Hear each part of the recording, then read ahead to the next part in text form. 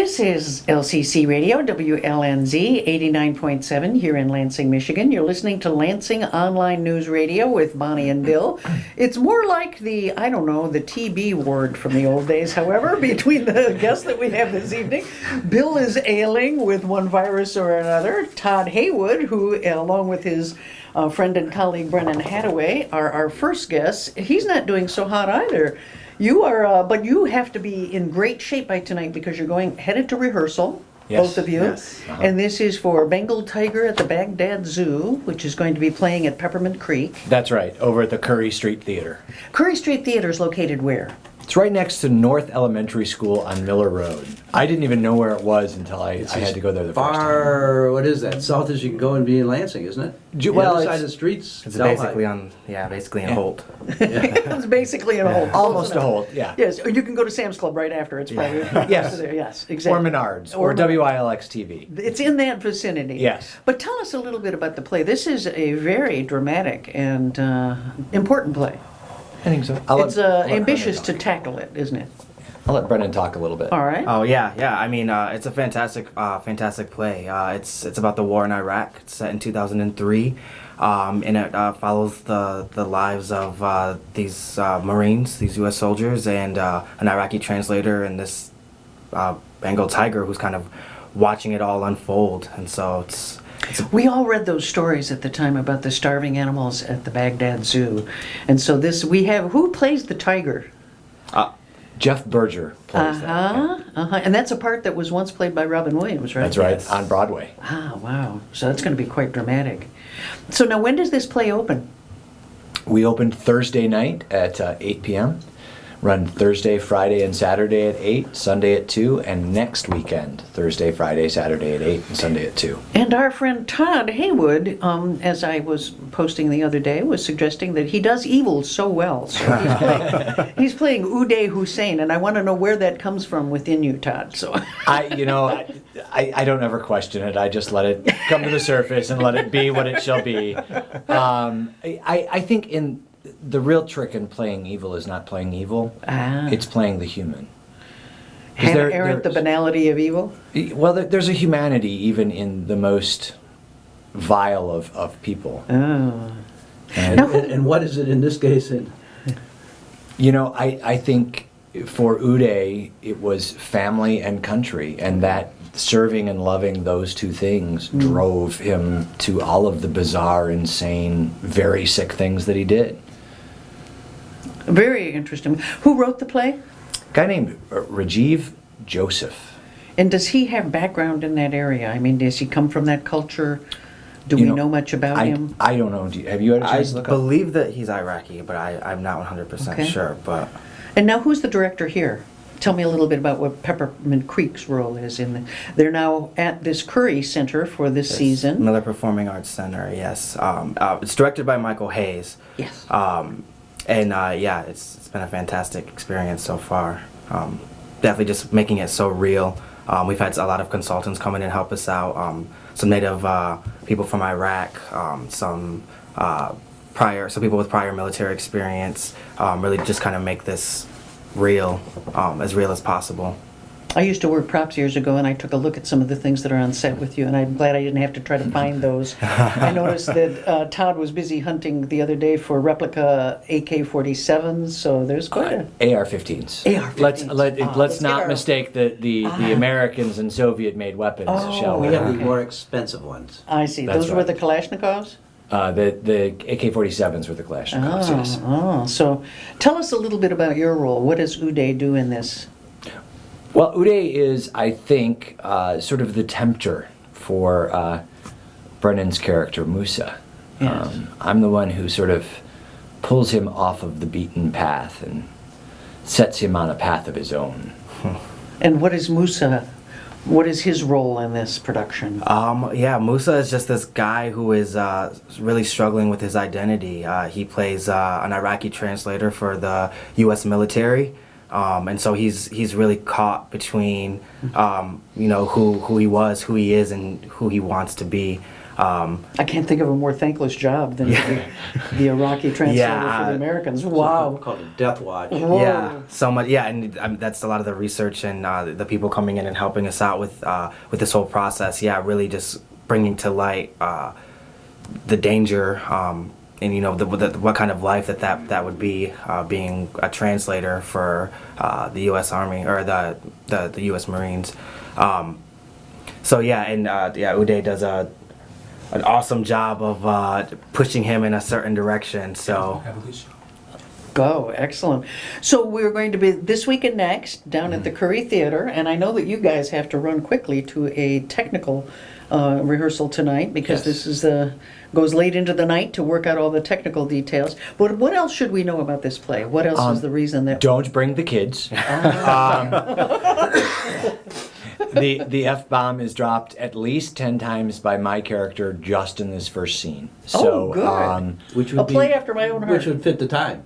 exactly. I mean, it is very, very true to the time and the place and the people that are involved, but don't bring the kids. And it's also very violent. There are gunshots in it. There's blood.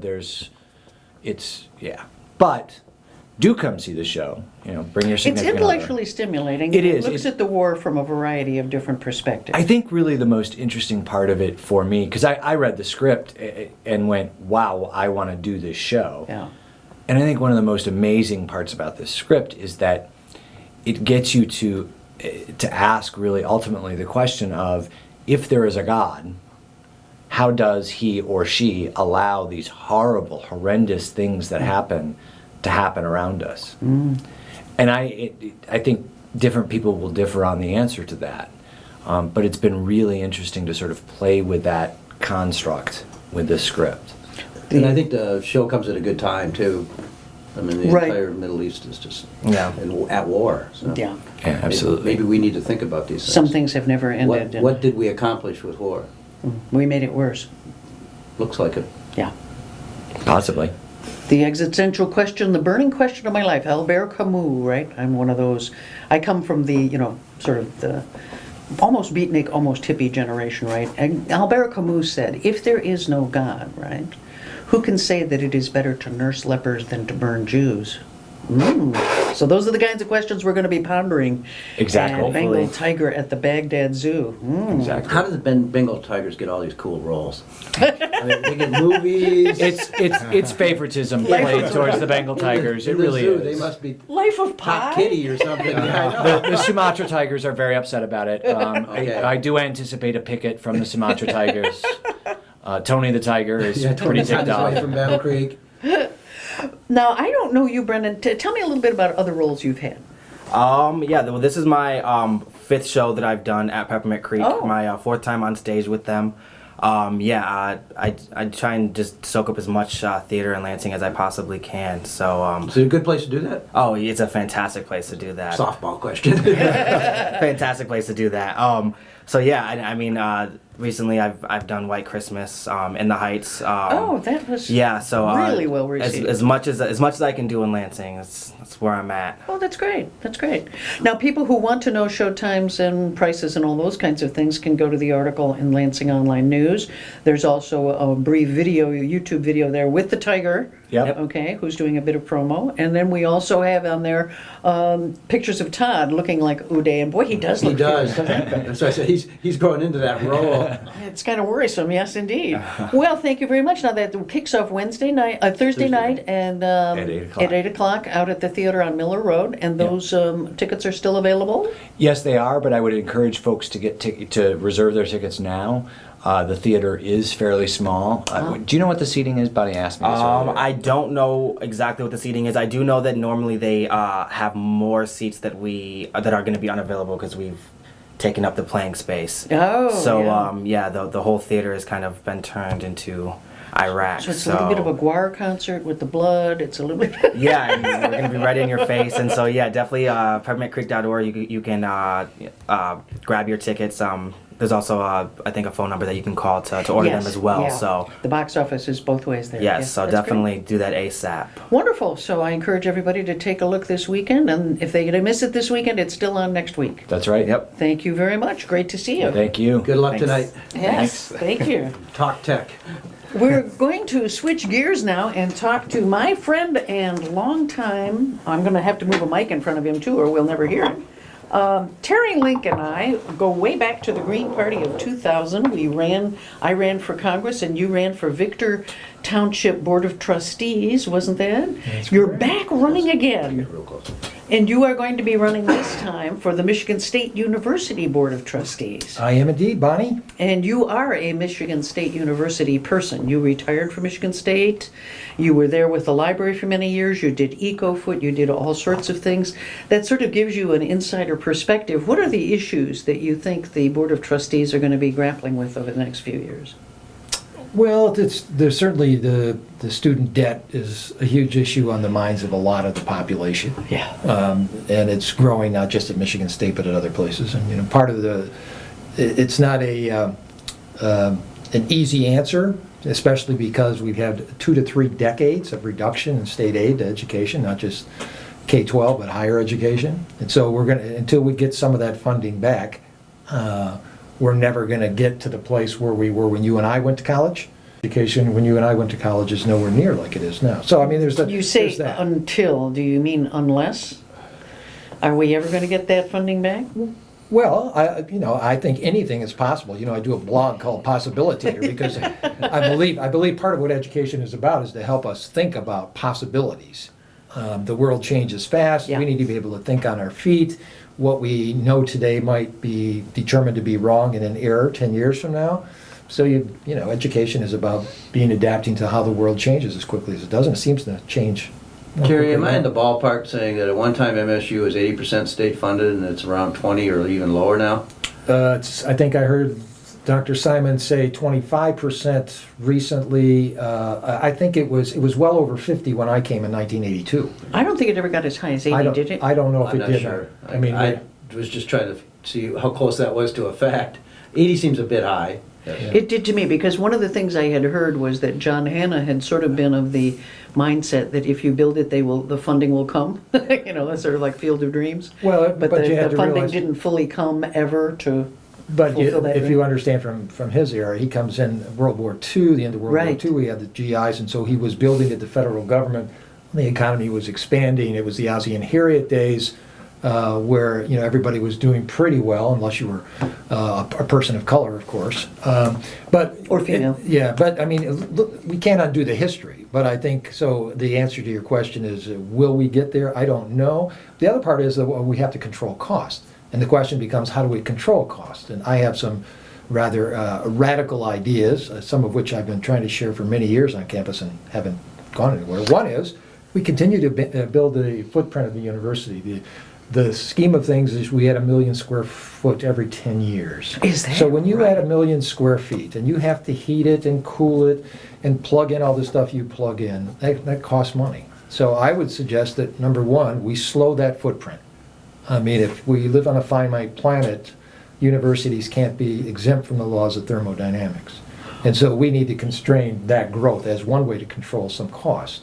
Even when often we get outside dollars for that expansion footprint, that's not to operate it, it's to build it. Well, that's the capital. They've got a new capital campaign going to continue the building boom, from what I understand. Well, but I think the capital campaign could be determined, and I think the board would have some say in this, that it could be used for other things, including investment in energy reduction or moving to fossil or non-fossil fuel energy sources, which are investments in the long term. Because once you use solar or wind or other alternative technologies, you don't have a fuel bill anymore. You have some upfront capital costs, but you recoup that over time. So if you run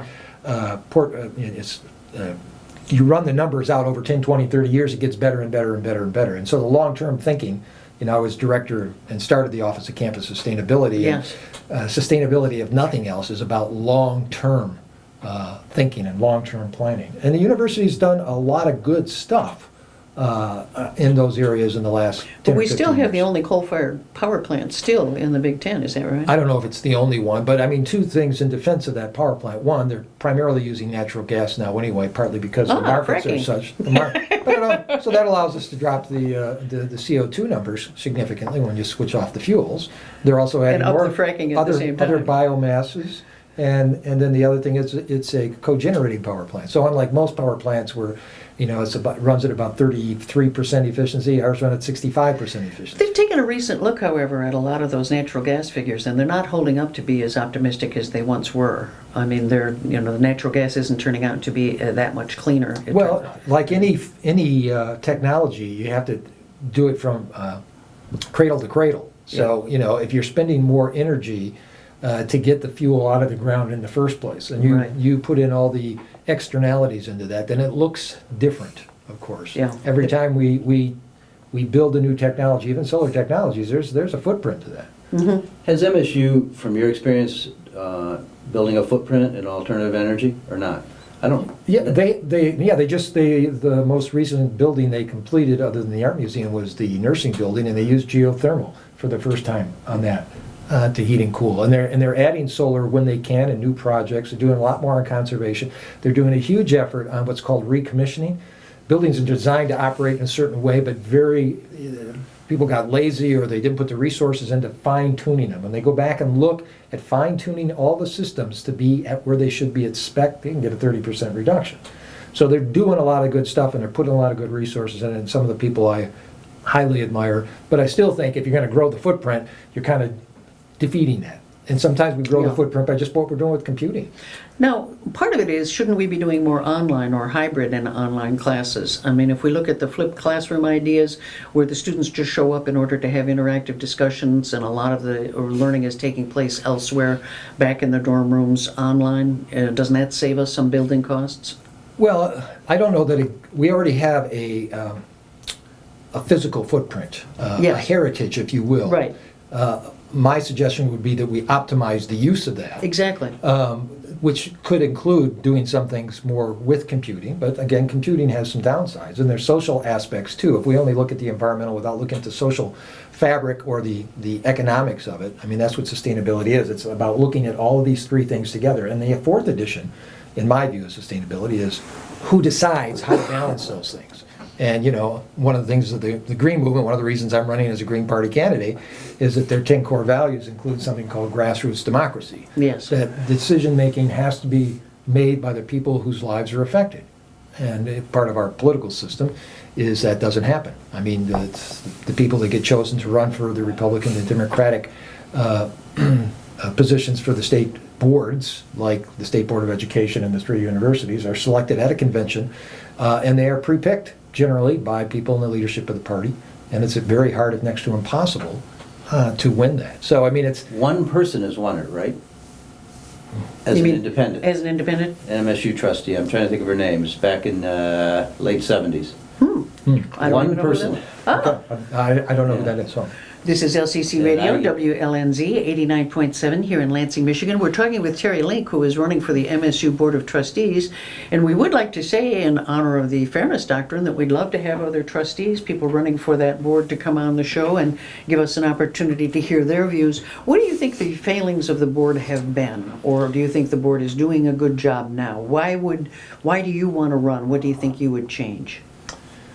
There were 3 or 4 questions in there. Let me see if I can get to... What would you change? Pick one Well, that you would like to answer. Number one, I don't think one person necessarily ultimately changes. I got elected as the first Democrat in Clinton County to the Board of Commissioners a number of years back. Yeah. And I learned right away that you go in and you listen, because you don't know everything. As long as I've been around the university, then I know it.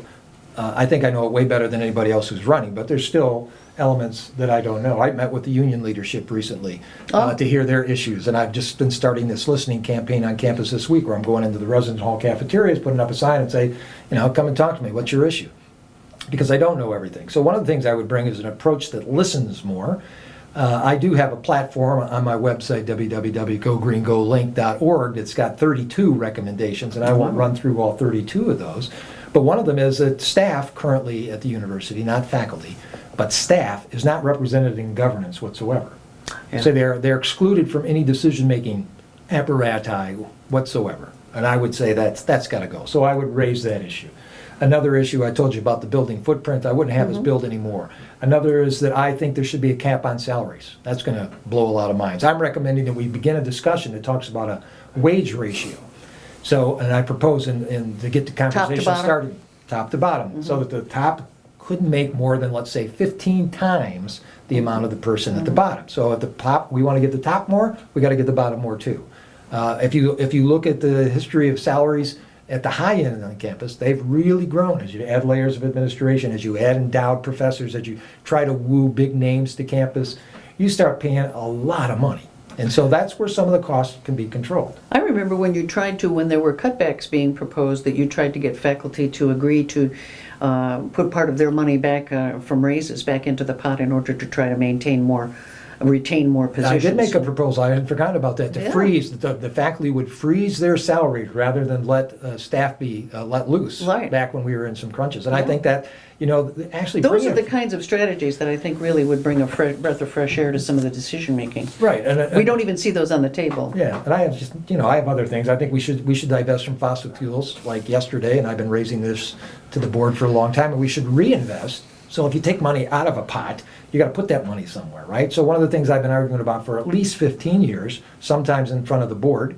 matter of fact, there's the minutes of a board meeting from 2007 where I addressed this very issue, that we really need to take some of that $2 billion endowment and earmark it into companies and communities that are headquartered and located in the state. Because when we circulate that money locally, it does more for us. We have 70-some% of our students are from the state of Michigan. Those are from families that work here and businesses that work here. It's not that we should become isolationists, not in the least. I'm very big into international, and we should have a good cross-section of the country here. But we were founded as a people's Right. university long ago to help people further their own personal development and for the public good. And I'm going to try to raise issues and convince my fellow board of trustees and enlarge in the conversation on campus that invites everybody to the conversation about how we move forward as an institution. Well, One of the things that I recall is the university trustees are not real good at a spirit of open meetings.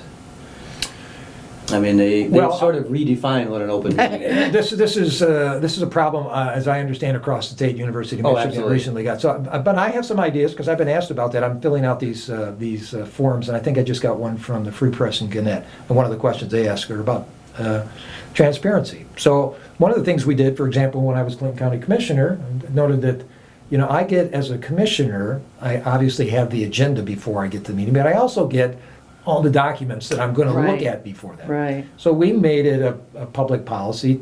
Once those were ready and the packet was going to the board, then we put them up, unless there was personnel issues, of course, or other reasons why you should exclude certain things from public purview at that time, that they would be available to the public as well. I looked on the board's website the other day. I noticed that they list the committees, but they don't tell you when the committees meet. There's Right. no list of agendas and no list of minutes. And I think that these are all things that could be changed immediately. There's always been a sense, I think, for those kinds of boards that a lot of the real decision-making takes place before it's ever given to the board, and that the board is then just... You're giving up some amount of time to do this, and you can't know everything, so you kind of always have to defer to some. I think one of your earlier questions that we never got back to, universities, therefore, are run by a very strong central administration. Right. And I think it's the role, as I look at the Association of Governing Boards, which is the National Association of Board Members, and I look at the kinds of responsibilities that they have out there. One of the primary responsibilities is to look at the university's mission and make sure that mission is aligned with what the public needs. And if the administration is going somewhere else, then you need to call that back in. And I think we also need to, if I got elected, I would be doing these same listening tours on campus all the time. It's not that I'm going to undercut the administration, but I need to I have to have unfiltered information. It can't all be filtered by the administration if I'm a board member. Well, one of the things that Terry and I did together a few years ago was we went over to visit the TIAA CREF folks and tried to encourage them to set up a portfolio for socially responsible investing. So you've been active on campus in a lot of these things. And what I tried to do tonight was I waited until now to raise a question question that is near and dear to both of our hearts, but it is often the opening and only question you get, which is when you run as a third-party candidate, you never get a chance to talk about the issues you care about. You only are talking to people who say, well, how come you're running as a third party? You're just taking the seat away, would take the seat away from one of the two real parties that matter. And the other challenge for you, Terry, is how do you get any media in a two-party system? That is the real struggle, Bonnie. I mean, I can answer that question. I wouldn't have had a chance to raise these issues as a Democrat if I didn't get the nomination, or as a Republican, because you don't have a conversation at the convention about your issues. I mean, you can pass out your platform and hope some people will read it, but they do things pretty hurriedly. There's 1,000 people or more in the hall, and they do things kind of by a voice vote. And so it's not the environment to have the conversation. True. So the only choice, if I want these issues raised, and it's not really even about winning. I mean, I wouldn't care if I didn't win as long as the issues get raised by somebody. Yes. Which is why, we don't rely just on government. We rely on civil society, and why we raised issues as members of the community. Sometimes those issues get heard, and if there's a lot of glue to them and other people stick on, then something happens with them. But yes, we're being closed out of a lot of things. Lansing State Journal sent me an email when I was asking about an endorsement process, saying that they typically do not even interview the minor party candidates when they Right. go through. And so that's pretty blatant that... And any place that holds a debate, typically what they do is they say you must already be registering 5% or more in the polls. They pick some arbitrary number about the level of support that you have to have. And of course, for a third-party candidate who typically has very little funding, if any, the challenge is to be heard so that you can begin to gain a foothold and get some interest going. in So your thanks for campaign. the opportunity to be at least heard by the community that is listening to this tonight. I think people don't always realize how important the board elections are. And these, I mean, you would be a breath of fresh air on the board as far as I'm concerned. But Because I think we need that. As I was telling some people at a house party yesterday, you probably aren't going to decide who you're going to vote for the Wayne State University board until the night or two before, when you look at the League of Women Voters or some other For some key. group, yeah. Or otherwise, you're going to go into that booth and say, well, I'm not voting for that party, I'm going to vote for this party. Right. Because that's how we tend to look at these positions. We're one of only 3 states that elects the public university board. Pretty strange. It is. I'm looking forward to your candidacy. I'm going to be eager to see. I hope that you start getting more press in the local area and more people include you in the debate. And I'm going to probably find out where your listening tour is and post a schedule, if you wouldn't mind, on Lansing Online News for people who might want to find out where you are so they can stop by and give you an earful. Okay, it's Okay. on my Facebook page, but if you Oh, have great. if you have a second, I'll tell you tomorrow. Yeah. It's from 11:30 to 1:30 in Snyder Phillips. And on Wednesday, it is in Case Hall Cafeteria from 12 until 1:30. I love that listening tour idea. The first time I ever heard about it was Hillary Clinton, whose name keeps surfacing, and as frequently as ours come up in rotation, right, on these things. But that's a great idea. I'm glad that you're doing that. I think that alone, the discussion alone, is worthwhile. Yeah. Thank you very much, Terry Thanks. Lake, Thanks for running for having me. MSU Board of Trustees. And thanks for providing this opportunity, not just for me, but for the community to hear different voices. Very important work. Thank that you. you're doing. Thanks, Bonnie. Thank Thanks, you. Bill. See you. This is LCC Radio, WLNZ 89.7 here in Lansing, Michigan, and I'm going to turn my video camera here over to chat with Bill McCallum and with Michael McCallum. They are coming up on the premiere of the new film. Just happens to Got have. some hand flyers, ticket card. any card. Buffalo. It's not quite in How come focus there's there. a, how come I don't have there's a somebody. dog in this and it's named Buffalo? No. That dog is named Scooter, who is a sweetheart of a dog. We got really close with that dog, so he does a wonderful job in the film. He's one of the most professional actors that I think I've worked with. Well-mannered, on time, Is that your agreeable. taxi? It is. That is my father's 79 Malibu that we outfitted to look like a cab for the movie. Very close friend of ours that passed last year, Gary Glenn, a local artist and muralist. Yeah. He did all the artwork on it and kind of painted the sign on the top of the cab. And so, with the movie wrapping and everything and he passing, we didn't want to take any of the decals off, so I drive it around. It's a memory all for the time. him. It is. It is. Well, It just man, keeps yeah. him going, Ah, He's really missed too. I He mean, is. we really enjoyed him as friends, but to go to shows and things, you never knew what he was going to do. And now that little excitement's kind of gone out of the shows. Everybody's just looking at their cars because Yeah, he's a big car show guy, so just beautiful. Yeah. he's unpredictable. He's one of those people that you like to, you gravitated toward him just because every time hanging out with him was just a new experience and a memorable and a funny one. So we actually dedicated the film to his memory. Oh, that's great. So in the opening credits, you see it, in loving memory of Gary Glenn. So that's the nicest thing I could do to pay homage to him. We actually shot a couple scenes at his sign shop that is now, debunked and up for sale and everything. So he's always there. He's always immortalized as well as that shop. Now, of your feature films, Michael, this is number 4. Wow. Local, you were named Independent Filmmaker of the Year here in Michigan. Yep, that was at the Uptown Film Festival in 2012. Yes. And then very recently, the last 2 years, I was humbly asked to direct the production workshop at the Grand Rapids Film Festival. Mm-hmm. So we did 2 films there through that production workshop. This last year's Wake, and then the year before was Shotgun Wedding that actually played at the Capital City Film Festival. And you've done a number of shorts in addition. You've really been one of the most prolific local filmmakers we've ever had in this area. I mean, Bill and I talk frequently about how fortunate we are. Probably one of the have- most creative people in the city. Yeah. Well, thank you You'd be so on the much. top Oh, 10. that's nice. Yeah. Just top 10? That's it? No. Well, no, I was going for top 3. Come on, Bill. 8.5? Come on. a movie.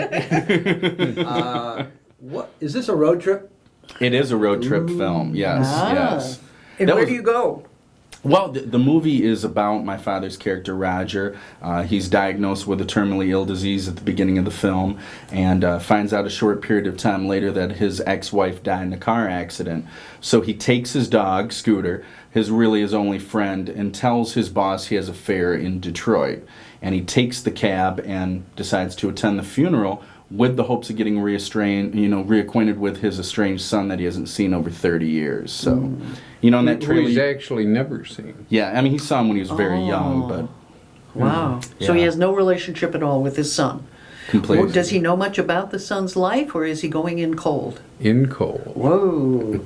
And so what, this follows you, where's the funeral held? How far away do we take him? Well, it's not really discussed that much. There's a point in the film where a bartender owner of a bar is talking with his character, Roger, and asking him where he's going. He says, upstate New York, but you really never, it's not distinct. And so the boss is going to notice you're gone. Yes.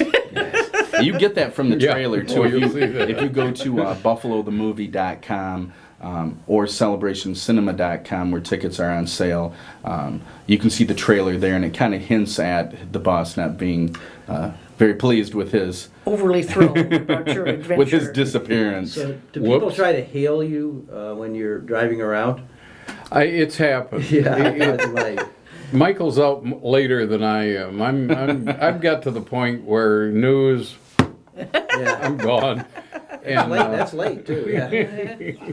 early news. Early sometimes. news, the 6 p.m. news, yeah. And he has been hailed, Oh, and that's they funny. don't understand. I actually had a guy downtown. I was at a bar downtown, and I had a guy get into the back of the car. Oh, wow. Which I didn't understand. He was smoking a cigar, which, most cabs you can't get in smoking any kind of Right. thing, whatever your preference is. But, I had to tell him, like, this, it's not a cab. He goes, well, it says it's not a working cab. It says it on the front, but I gotta, and he just kind of was arguing with me about it. It's like, well, can you Yes, still run it me is. over? No, I can't take you over to where you're going. I'm sorry. So, A new fundraiser. possibly, yeah. Start picking up Yeah, fares the all over thought town. has Get ready crossed for the my next mind. movie. It could be a film. Yeah. What's kind of neat about the car too, it's the center of the console where the air vent is.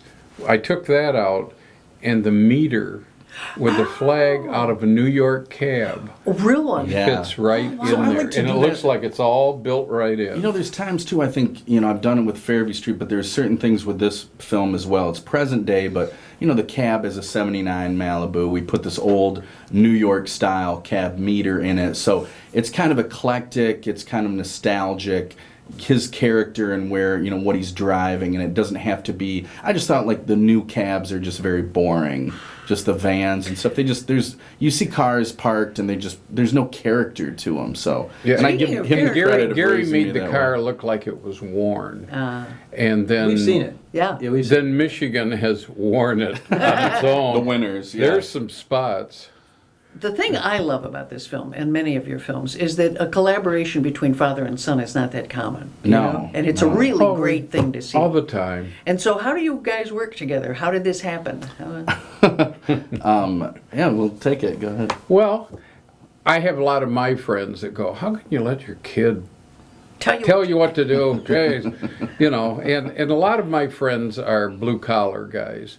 I have my background's advertising. I've done it all my life. I retired from the Senate, and I like that type of person, and I feel that I'm that way myself.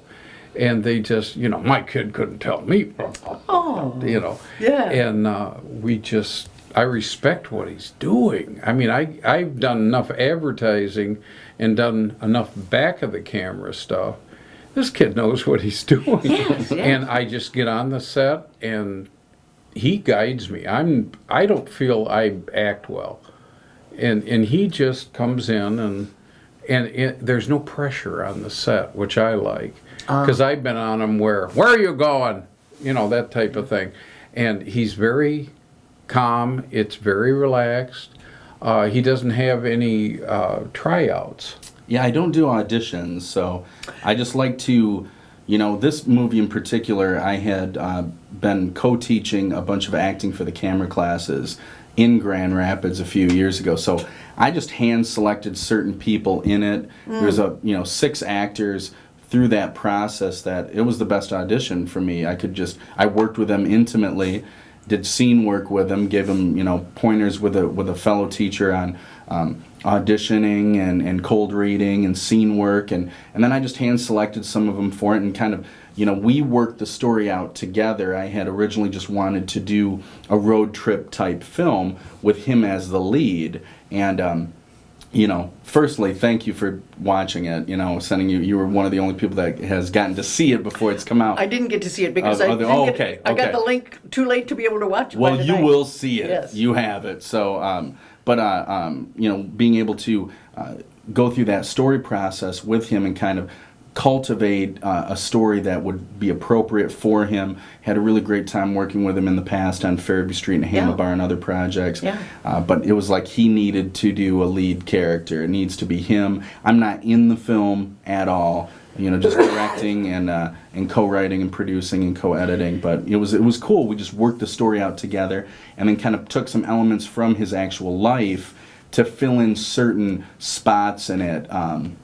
But it was cool. We just bounced ideas off each other, and we worked Now, the really well grand together. premiere is this weekend at Celebration Cinema, and people can go there. It is going to be on September 22nd through the 24th and the 26th through the 28th. Yep, it's the 21st is actually the Sunday. The 21st is the actual premiere date. The premiere first, date, Yep, the 7 first p.m. showing. Sunday, this 7 Sunday. p.m. Yep, and then it runs the 22nd through the 28th, and we just don't have shows on the 25th. I see. So it's kind of funny, you know, Celebration Cinema has a deal worked out with Cinedime that you cannot play independent work more than 3 days in a row. Isn't that great? It's really challenging. Because the bigger films Yeah. need, you know, Guardians of the Galaxy needs another day. So What, we're happy to play there. We're honored, but you know. What about a music score? You usually do really interesting things. Well, the music to it features tons of local musicians. Jen Siggett, the Lincoln County Process, Sam This thing's a Corbin. musical, Yeah. to be honest. Yeah. I mean, it's really enjoyable because Well, nobody breaks out in songs. no,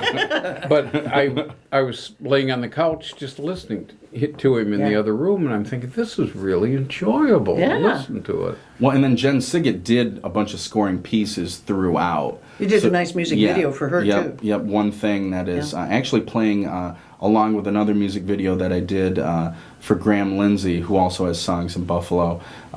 both those music videos that we did for the two of them are playing in Austin at the end of this month at the Indie Flick Showcase. So honored to kind of have that going on. But it features the Hex Bombs, a cool punk band from Kalamazoo.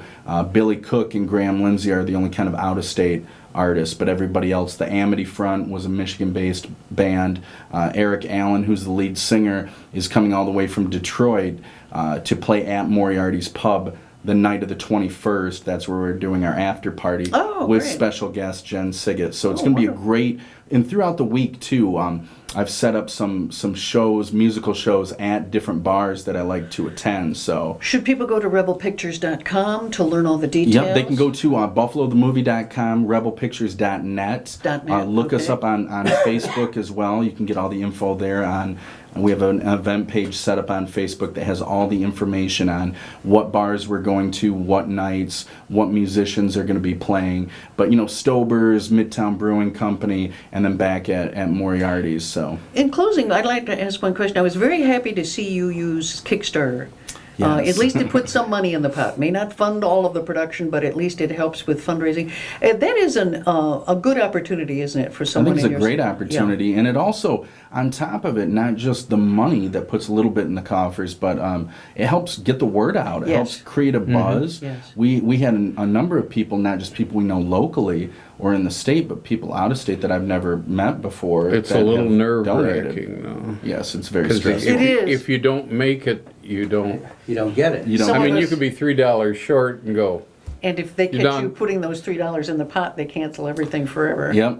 It's GoFundMe will give you whatever you raise, which is why I always think that may be a little safer, but it doesn't get the traffic that Kickstarter does. It doesn't get the traffic, and it also it doesn't have the sense of immediacy. Yeah. When it feels like, well, you got Bonnie and Bill, they got half of their goal. That's or good no, enough. Yeah, it's close enough. Yeah. It's Yeah, like, no, they'll you be need the fine. goal. Yeah. So it offered a great opportunity to meet the goal, to finish the film, to get it premiered and showed this week coming up, but also to help get the buzz around it and get people to see it and watch the trailer. And we couldn't be more proud of it. Actually, closing, Jen Siggett actually won an award at the Garden State Film Festival last year for Sugar High, which Yeah. is the song that closes the film. Won Best Country Song there and was sent in even before the movie was even completed. So it's already technically an award-winning film for... No, not technically. It is. It is It's for in Miss advertising. Siggett. What do you mean? It is. Yeah, you're It right. is. Yeah. He's got the background there, Yeah. so...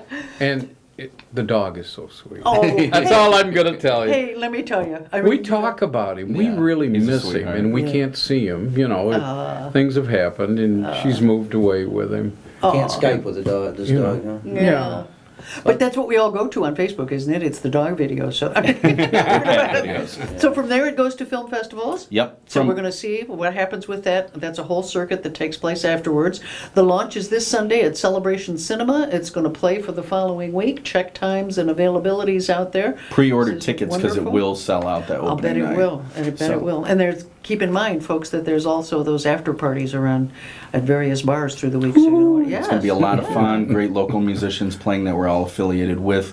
The soundtrack in some way, shape, or form, or another Rebel Pictures project. So Well, thank you very much. Cool. We're thanks for looking having forward us. to I it. hope you get a chance Thank to you. watch it too. I It's going to be know, great. I And then know. you can talk about it. Busy. I had Go on a cab ride. I had We'll to have a cab pick us up. refrigerator pickles. And then I'll today, have I to hate tell you, say. Bill, get out of the car. It's not a working cab. Put the cigar out. I've had this happen before.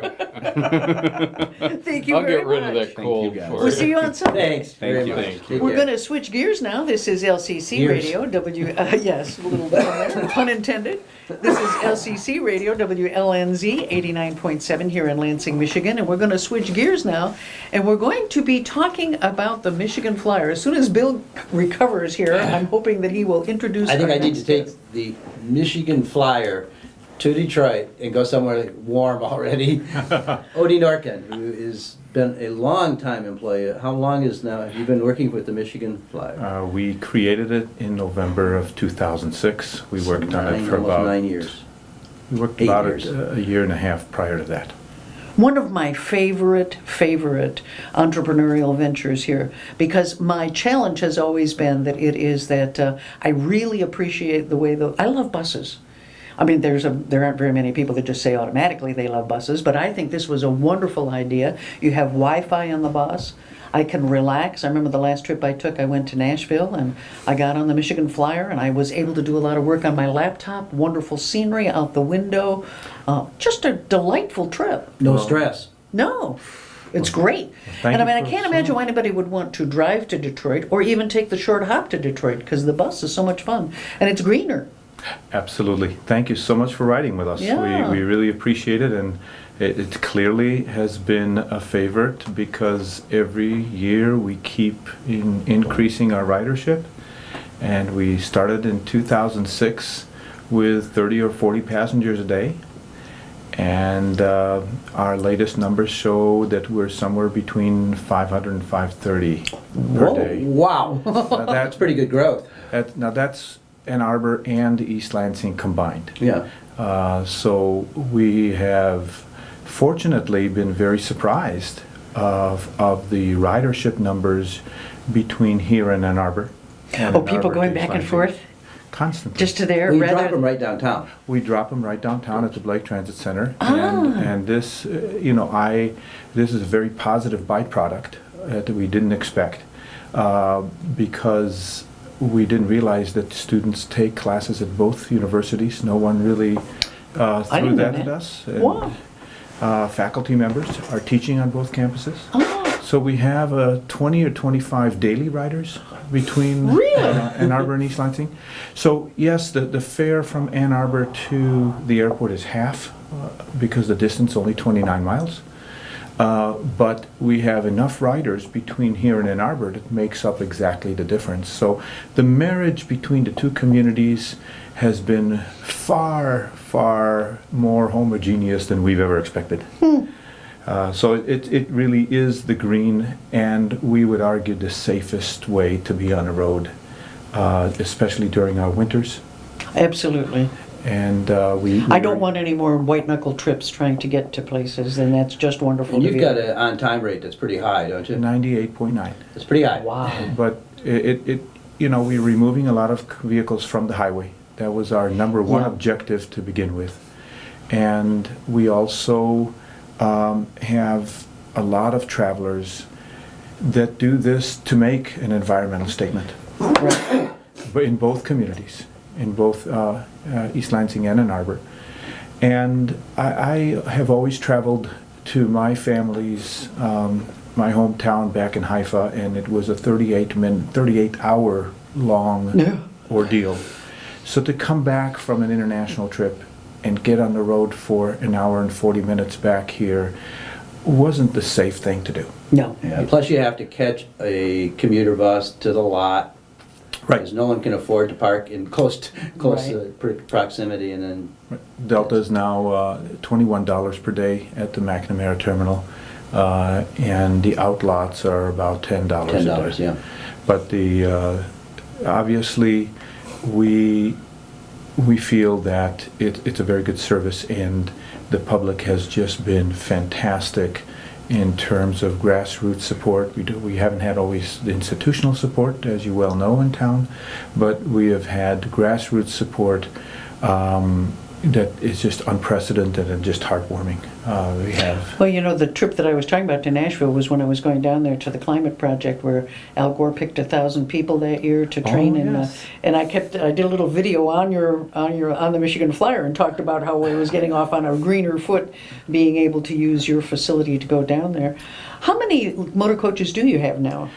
There are 7 motor coaches assigned to Michigan Flyer by Indian Trails. We are. Oh, I see. That's We- how that works. we You lease are- them from them. Yes, well, Michigan Flyer LLC is a partnership between Okemos Travel and Indian Trails. So Oh. we are full partners, and in fact, Indian Trails has the majority stake here, and they have 52 buses total in the fleet, 7 of which are assigned to Michigan Flyer, and they're decaled now Michigan Flyer and Air Ride to show our partnership with Ann Arbor Transit.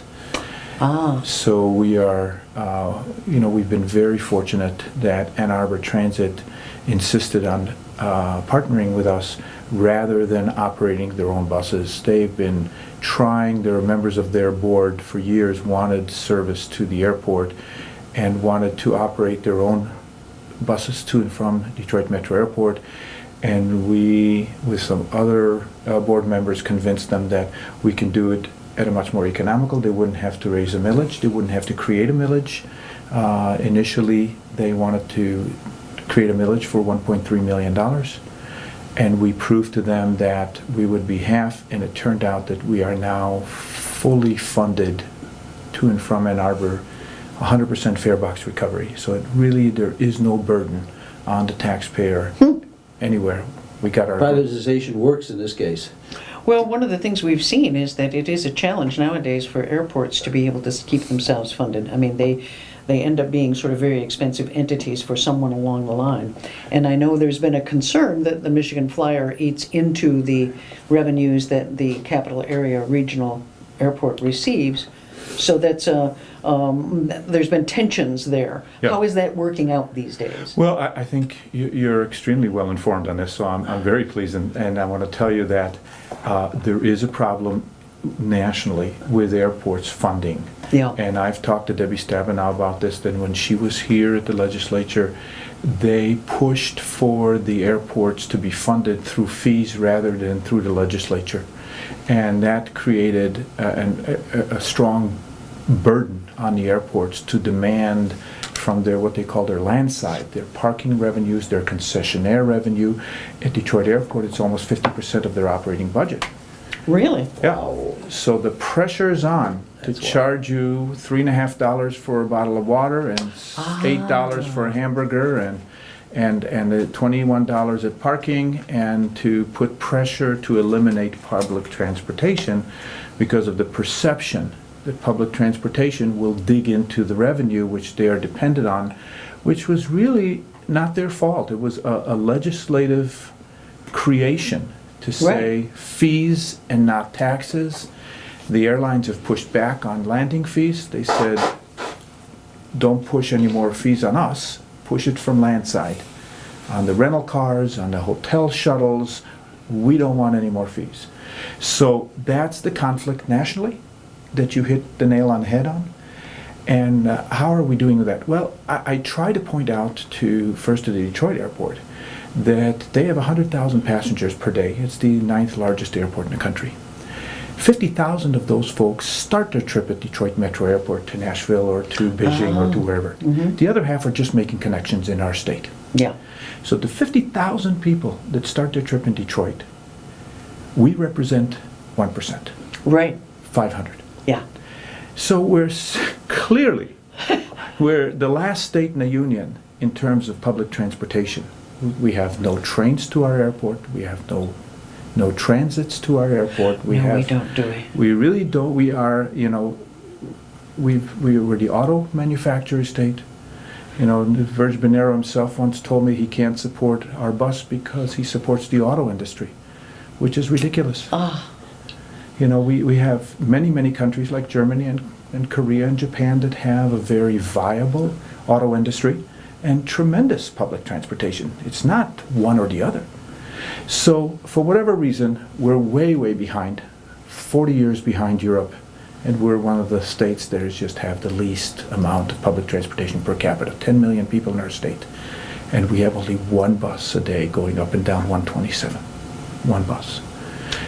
So That is unbelievable. our main artery in our state, and we are the hub in the center of that Mitten. of the mitten, Lansing, straight up the state, MDOT supports one bus. So anyway, long story short, we point out to them that we are not a threat. We're not very successful in our pitch. They still see that if there's more buses that come from Southfield in the future, or from Troy, or from Oakland County, or from Kalamazoo and Toledo in the future, that will dig into their parking revenues. But given the fact that Southeast Michigan's a non-attainment area as far as air pollution, we need to get vehicles off the road. Our US 23 is a parking lot in the morning. Yes. I can vouch for that. Yes. Novi is a parking lot in the morning. So Opportunities for people to be able, the extreme weather issues, I think, is going to be a real concern. sure, and we have and I think the airlines have pointed out to this, that we have way too many airports that are demanding tax dollars to keep them going. If you look at, for example, at Muskegon, which gets a lot of federal and state dollars, and because they're considered a rural airport for some reason, they get even an additional $3 million, and they're literally 25 minutes away from Grand Rapids, and they operate 2 flights a day to Chicago, and that's a total of 100 passengers a day. So Really? to keep the TSA and all the apparatus of a full commercial airports, we only recently saw Delta finally pull out of Toledo to Detroit, 49 miles. They finally canceled the Flint to Detroit, which was 51 miles. Wow. There's no other country on this globe that would ever put a $38 million airplane from point A to point Z on over a 50-mile stretch, unless there's a body of water there. We have nothing but cornfields between Flint and Detroit Airport. So they are eventually looking at those issues, especially Yeah. the fuel consumption. Yeah. When an oil barrel is $100, $110 a barrel, that's what did it. It wasn't anything other than the cost of an oil barrel. Where does your company go from here? I hear you talking about these other airports. Are there plans to expand and begin providing service in some of these places as alternatives? I don't think I nor our partners, Gordon McKay from Indian Trails and Chad Cushman from India Trails, would ever venture into another market without the institutions in that community supporting it. I see. You'd have to be invited. We'd learn our lesson. Yeah. I think to have a full, in 2006, to have a full boycott by the Chamber of Commerce was something we never anticipated. Had we anticipated it, we would never have done it. Really? Sure. Yeah. I mean, no. Would you start a business knowing that every member of the chamber would get a letter from the chamber itself asking you not to participate in that service? Seems like there's something terribly wrong with it. It does. Yeah. I mean, it seems illogical to me in the first place, and then it also seems like bad business. So many reasons. What are the economics driving then? Well, of that particular decision, well, it was simply, the Lansing Airport funds staff at our Lansing Chamber. The vice president is funded over $100,000 for that FTE, for that. So it's there is a relationship there of, I can't describe it, but we pay, all of us in Ingham County pay the 0.75 mils, which is equivalent to $5 million a year, to the Lansing Airport to provide for them airport development funds. And part of those airport development funds goes to a whole host of things, one of which is salaries at the chamber.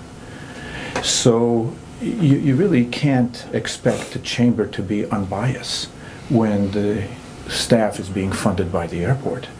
And all these nuances, is something that we didn't anticipate. I, as a travel agent and the owner of Okemos Travel, knew alongside my colleagues, the Lansing Area Travel Agent Association, that this is very needed. Yeah. This was created only because of the shutdown of Lansing Limousine Service.